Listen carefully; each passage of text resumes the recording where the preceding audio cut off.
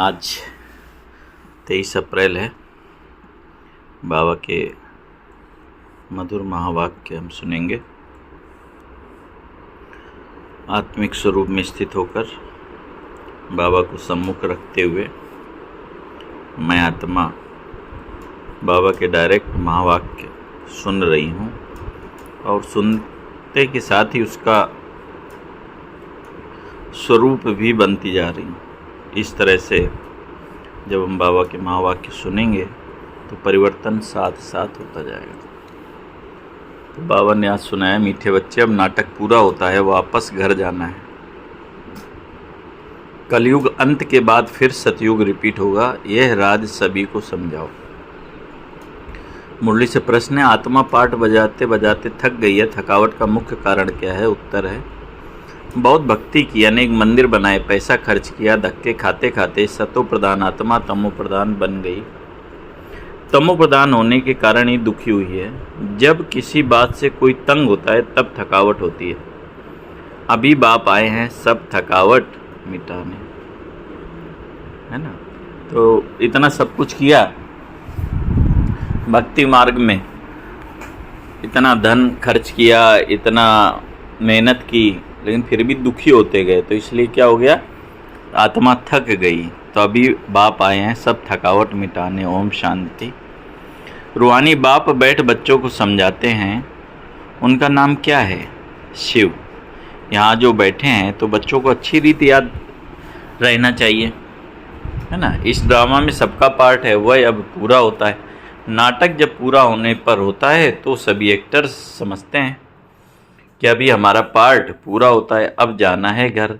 तुम बच्चों को भी बाप ने समझ दी है ना। बाबा ने हमको ये सत्य ज्ञान दिया है कि अब घर जाना है। तुम्हें बाप ने समझदार बनाया है। अब नाटक पूरा होता है, अब फिर नए सर चक्र शुरू होना है। नई दुनिया में सतयुग था, अभी पुरानी दुनिया में यह कलयुग का अंत है। यह बातें तुम जानते हो, जिसको बाप मिला है ना। हमें बाबा मिला है, बाबा ने ही राज्य समझाया है ना। तो हम सब ये बातें समझते हैं। तो बाबा ने कहा अब नाटक पूरा होना है ना। अभी तुम जानते हो पुरानी दुनिया का विनाश कैसे होता है। भारत तो अविनाशी खंड है, बाप भी यहाँ ही आते हैं, बाकी और सब खंड खलास हो जाएंगे। ये ख्यालात और कोई की बुद्धि में आ ना सके। बाप तुम बच्चों को समझाते हैं, अब नाटक पूरा होता है फिर रिपीट होना है। आगे नाटक का नाम भी तुम्हारी बुद्धि में नहीं था। कहने मात्र कहते थे कि यह सृष्टि नाटक है जिसमें हम एक्टर्स हैं। आगे जब हम कहते थे तो शरीर को समझते थे, है ना। आत्मा का ज्ञान नहीं था, शरीर रूप में समझते थे। अब बाप कहते हैं अपने को आत्मा समझो और बाप को याद करो। अब हमको वापस घर जाना है, वह स्वीट होम। उस निराकारी दुनिया में हम आत्माएं रहती हैं। यह ज्ञान कोई भी मनुष्य मात्र में नहीं है। अभी तुम संगम पर हो, जानते हो अभी हमको वापस जाना है। पुरानी दुनिया खत्म हो तो भक्ति भी खत्म हो। पहले पहले कौन आते हैं, कैसे धर्म नंबरवार आते हैं, ये बातें कोई शास्त्रों में नहीं है। यह बाप नई बातें समझाते हैं। यह और कोई समझा न सके, बाप भी एक ही बार आकर समझाते हैं। ज्ञान सागर बाप आते ही एक बार हैं, जबकि नई दुनिया की स्थापना और पुरानी दुनिया का विनाश करना है। बाप की याद के साथ ये चक्र भी बुद्धि में रहना चाहिए, है ना। बाबा की याद भी रहे और ये सृष्टि चक्र भी बुद्धि में रहे। अब नाटक पूरा होता है, हम जाते हैं घर। पाठ बजाते बजाते थक गए हैं, पैसा भी खर्च किया, भक्ति करते करते हम सतो प्रधान से तम प्रधान बन गए। दुनिया पुरानी हो गई, नाटक पुराना कहेंगे नहीं। नाटक तो कभी पुराना होता नहीं, है ना। दुनिया पुरानी हो जाती है लेकिन नाटक तो हमेशा वही नया ही है। नाटक तो नित्य नया है, ये चलता ही रहता है। बाकी पुरानी दुनिया होती है। हम एक्टर्स तमो प्रधान दुखी हो जाते हैं, थक जाते हैं। सतयुग में थोड़ी थकेंगे, कोई बात में थकने व तंग होने की बात ही नहीं। यहाँ तो अनेक प्रकार की तंगी देखने में आती है।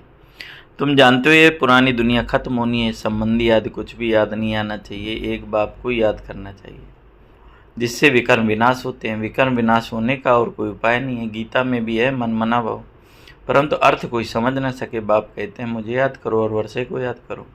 तुम विश्व के वारिस अर्थात मालिक थे, अभी तुम विश्व के वारिस बन रहे हो, तो कितनी खुशी होनी चाहिए। अभी तुम कौड़ी से हीरे मिसल बन रहे हो। यहाँ तुम आए हो बाप से वर्षा लेने। तुम जानते हो जब कलाएं कम होती हैं तब फूलों का बगीचा मुरझा जाता है। अभी तुम बनते हो गार्डन ऑफ फ्लावर। सतयुग गार्डन है तो कैसा सुंदर है, फिर धीरे धीरे कला कम हो जाती है। 2 कला कम हुई तो गार्डन मुरझा गया, अभी तो कांटों का जंगल हो गया। अभी तुम जानते हो दुनिया को कुछ भी पता नहीं है, ये नॉलेज तुमको मिल रही है, ये है नई दुनिया के लिए नई नॉलेज। नई दुनिया स्थापन होती है, करने वाला है बाप, सृष्टि का रचयिता बाप है। याद भी बाप को करते हैं, किया कर हेवन रचो, सुखधाम रचो तो जरूर दुखधाम का विनाश होगा। बाबा रोज रोज समझाते हैं, उसको धारण कर फिर समझाना है। पहले पहले तो मुख्य बात समझानी है, कौन सी? कि हमारा बाप कौन है, जिससे वर्षा पाना है। भक्ति मार्ग में भी गॉड फादर को याद करते हैं कि हमारे दुख हरो सुख दो। तो तुम बच्चों की बुद्धि में स्मृति रहनी चाहिए। स्कूल में स्टूडेंट की बुद्धि में नॉलेज रहती है, न कि घर बार, है ना। स्टूडेंट जो पढ़ते हैं तो बुद्धि में जो पढ़ाया जाता है वही घूमता है, और कोई दुनियादारी नहीं होती। इसी तरह स्टूडेंट लाइफ में भी धंधे दौरी की बात रहती नहीं, स्टडी याद रहती है। यहाँ तो फिर कर्म करते गृहस्थ व्यवहार में रहते बाप कहते हैं स्टडी करो। ऐसे नहीं कहते कि सन्यासियों के मुआफिक घर बार छोड़ दो, यह है राजयोग, यह प्रवृत्ति मार्ग है। सन्यासियों को भी तुम कहते हो कि तुम्हारा हठ योग है, तुम घर बार छोड़ते हो, यहाँ वह बात नहीं है। ये दुनिया ही कैसी गंदी है, क्या लगा पड़ा है। गरीब आदि कैसे रहे पड़े हैं, देखने से भी नफरत आती है। बाहर से जो विजिटर आते हैं उन्हों को तो अच्छे अच्छे स्थान दिखाते हैं, गरीब आदि कैसे गंद में रहे पड़े हैं वह थोड़ी दिखाते हैं। यह तो है ही नर्क, उसमें भी फर्क तो बहुत है ना। साहूकार लोग कहाँ रहते हैं, गरीब कहाँ रहते हैं, कर्मों का हिसाब है। सतयुग में ऐसी गंदगी हो नहीं सकती, वहाँ भी फर्क तो रहता है ना। कोई सोने के महल बनाएंगे, कोई चांदी के, कोई ईंटों के। यहाँ तो कितने खंड हैं, एक यूरोप खंड ही कितना बड़ा है, वहाँ तो सिर्फ हम ही होंगे। हैं यहाँ कितने खंड बटे हुए हैं, वहाँ एक राज्य, एक भाषा, एक देश। ये भी बुद्धि में रहे तो हर्षित मुख अवस्था। स्टूडेंट की बुद्धि में स्टडी याद रहती है, बाप और वर्षा। ये तो समझाया है कि थोड़ा समय है, वह तो कह देते लाखों हजारों वर्ष। यहाँ तो बात ही 5000 वर्ष की है।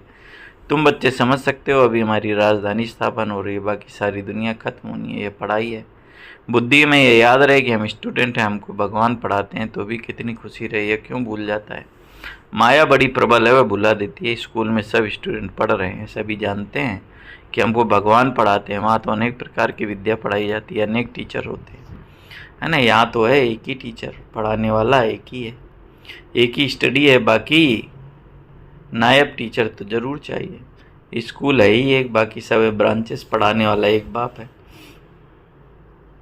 बाप आकर सभी को सुख देते हैं, तुम जानते हो आधा कल्प हम सुखी रहेंगे। तो यह भी खुशी रहनी चाहिए कि कौन सी? शिव बाबा हमको पढ़ाते हैं, शिव बाबा रचते हैं स्वर्ग की। हम स्वर्ग का मालिक बनने के लिए पढ़ते हैं, कितनी अंदर खुशी होनी चाहिए। वह स्टूडेंट भी खाते पीते सब कुछ घर का काम आदि करते हैं। हाँ, कोई हॉस्टल में रहते हैं कि जास्ती पढ़ाई में ध्यान रहेगा। सर्विस करने के लिए बच्चियाँ बाहर में रहती हैं, कैसे कैसे मनुष्य आते हैं। यहाँ तो तुम कितने सेफ बैठे हो, कोई अंदर घुस ना सके। यहाँ कोई का संग नहीं है, पति से बात करने की ज़रूरत नहीं, तुमको कोई का मुंह देखने की भी ज़रूरत नहीं। फिर भी बाहर रहने वाले तीखे चले जाते हैं, कैसा वंडर है। बाहर रहने वाले कितनों को पढ़ाकर आप सामान बनाकर और ले आते हैं। बाबा समाचार पूछते हैं, कैसे पेशेंट को लाए हो। कोई बहुत ख़राब पेशेंट है तो उनको साथ रोज़ भट्टी में रखा जाता है। यहाँ कोई भी शूद्र को नहीं लाना है। यह मधुवन है, जैसे कि तुम ब्राह्मणों का एक गाँव। यहाँ बाप तुम बच्चों को बैठ समझाते हैं, विश्व का मालिक बनाते हैं। कोई शूद्र को तो ले आएंगे तो वह वाइब्रेशन ख़राब करेगा। तुम बच्चों की चलन भी बहुत रॉयल चाहिए। आगे चल तुमको बहुत साक्षात्कार होते रहेंगे, वहाँ क्या क्या होगा, जानवर भी कैसे अच्छे होंगे, सब चीज़ें अच्छी होंगी। सतयुग की कोई चीज़ यहाँ हो ना सके, वहाँ फिर यहाँ की चीज़ हो ना सके। वहाँ कितना अंतर है दोनों जगह में। तुम्हारी बुद्धि में हम स्वर्ग के लिए इम्तहान पास कर रहे हैं। जितना पढ़ेंगे पढ़ाएंगे, टीचर बनौरों को रास्ता बताते हैं। सब टीचर्स हैं, सबको टीच करना है। पहले पहले तो बाप की पहचान दे बताना है कि बाप से वर्षा मिलता है। गीता बाप ने सुनाई है। यह प्रजापिता ब्रह्मा तो ब्राह्मण भी यहाँ चाहिए, माने ब्रह्मा बाबा है तो ब्राह्मण भी यहाँ चाहिए। ब्रह्मा भी शिव बाबा से पढ़ते हैं। तुम अभी पढ़ते हो विष्णुपुरी में जाने के लिए, तुम्हारा है ये अलौकिक घर। लौकिक पारलौकिक फिर अलौकिक, नई बात है ना। भक्ति मार्ग में कभी ब्रह्मा को याद नहीं करते। ब्रह्मा बाबा किसको कहने नहीं आता, शिव बाबा को याद करते हैं कि दुख से छुड़ा हुआ है पारलौकिक बाप। यह है अलौकिक बाप। इनको तुम सूक्ष्म तन में देखते हो, फिर यहाँ भी देखते हो। लौकिक बाप तो यहाँ देखने में आता है, पारलौकिक बाप तो परलोक में ही दिखाई देते हैं। यह फिर है अलौकिक वंडरफुल बाप। इस लौकिक बाप को समझने में मूंझते हैं। माने किसको? ब्रह्मा बाबा को। शिव बाबा के लिए तो कहेंगे निराकार, तुम कहेंगे वह बिंदी है, वह करके अखंड ज्योति वह ब्रह्म कह देते हैं। अनेक मत हैं, तुम्हारी तो एक ही मत है। एक द्वारा बाप ने मत देना शुरू की, फिर वृद्धि होती जाती। तुम बच्चों की बुद्धि में रहना चाहिए कि हमको शिव बाबा पढ़ा रहे हैं, पतित से पावन बना रहे हैं।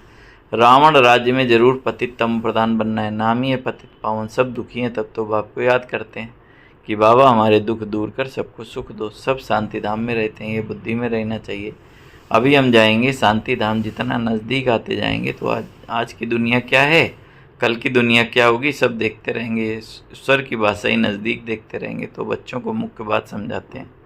कौन सी बुद्धि में याद रहे कि हम स्कूल में बैठे हैं, शिव बाबा इस रथ पर सवार है हमको पढ़ाने के लिए। ये भागीरथ है, बाप आएंगे भी जरूर एक बार। भागीरथ का नाम क्या है ये किसको पता नहीं। यहाँ तुम बच्चे बाप के सम्मुख बैठते हो तो याद रहता है। क्या याद रहता है? कि हमको क्या याद रहता है कि बाबा आया हुआ है, हमको सृष्टि चक्र का राज बताते हैं। अभी नाटक पूरा होता है, अब हमको जाना है। ये बुद्धि में रखना कितना सहज है, परंतु ये भी याद नहीं कर सकते। अभी चक्र पूरा होता है, अब हमको जाना है नई दुनिया में आकर पार्ट बजाना है।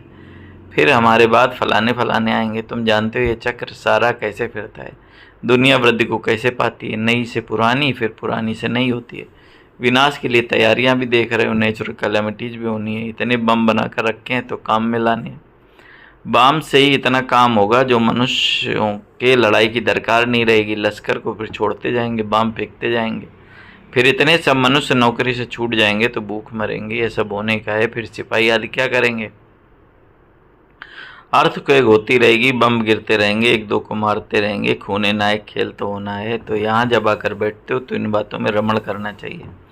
शांतिधाम सुखधाम को याद करते रहो। दिल से पूछो हमको क्या याद रहता है। अगर बाप की याद नहीं तो जरूर बुद्धि कहीं भटकती है। विकर्म भी विनाश नहीं होंगे, पद भी कम हो जाएगा। अच्छा, बाप की याद नहीं ठहरती तो क्या करो? चक्र का सिमरन करो तो भी खुशी चढ़े, परंतु श्रीमत पर नहीं चलते, सर्विस नहीं करते तो बाप दादा के दिल पर भी नहीं चढ़ सकते। सर्विस नहीं करते तो बहुतों को तंग करते हैं। कोई तो बहुतों को आप सामने बनाया फिर बाप के पास ले आते हैं तो बाबा देख खुश होते हैं। अच्छा, मीठे मीठे सिखला दे बच्चों प्रति माता पिता बाप दादा का याद प्यार और गुड मॉर्निंग। रूहानी बाप की रूहानी बच्चों को नमस्ते। हम रूहानी बच्चों की रूहानी बाप दादा को याद प्यार, गुड मॉर्निंग, नमस्ते बाबा, नमस्ते, शुक्रिया बाबा, शुक्रिया। धारणा के लिए मुख्य सार है सदा हर्षित रहने के लिए बुद्धि में पढ़ाई और पढ़ाने वाले की याद रहे। खाते पीते सब काम करते, पढ़ाई पर ध्यान देना है। बाप दादा की दिल पर चढ़ने के लिए क्या करना है?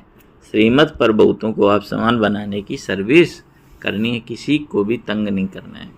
वरदान है अशरीरीपन के इंजेक्शन द्वारा मन को कंट्रोल करने वाले एकाग्रचित भाव। जैसे आजकल अगर कोई कंट्रोल में नहीं आता, बहुत तंग करता है, उछलता है या पागल हो जाता है तो उनको ऐसा इंजेक्शन लगा देते कि वह शांत हो जाए। ऐसे अगर संकल्प शक्ति आपके कंट्रोल में नहीं आती तो कौन सा इंजेक्शन लगाना है? अशरीरीपन का इंजेक्शन लगा दो। फिर संकल्प शक्ति व्यर्थ नहीं उछलेगी, सहज एकाग्रचित हो जाएंगे। लेकिन यदि बुद्धि की लगाम बाप को देकर फिर ले लेते हो तो मन व्यर्थ की मेहनत में डाल देता है। अव्यर्थ की मेहनत से छूट जाओ। स्लोगन है अपने पूर्व स्वरूप को स्मृति में रख सर्वात्माओं पर रहम करो। अपने पूर्व स्वरूप को स्मृति में रख सर्वात्माओं पर रहम करो। अब व्यक्ति सारे हैं, कंबाइंड रूप की स्मृति से सदा विजयी बनो। जैसे आज शरीर और आत्मा दोनों कंबाइंड होकर कर्म कर रही हैं, ऐसे कर्म और योग दोनों कंबाइंड हो। कर्म करते याद न भूले और याद में रहते कर्म न भूले, क्योंकि आपका टाइटल है कर्मयोगी। कर्म करते याद में रहने वाले सदा न्यारे और प्यारे होंगे, हल्के होंगे। नॉलेजफुल के साथ साथ पावरफुल स्टेज पर रहो।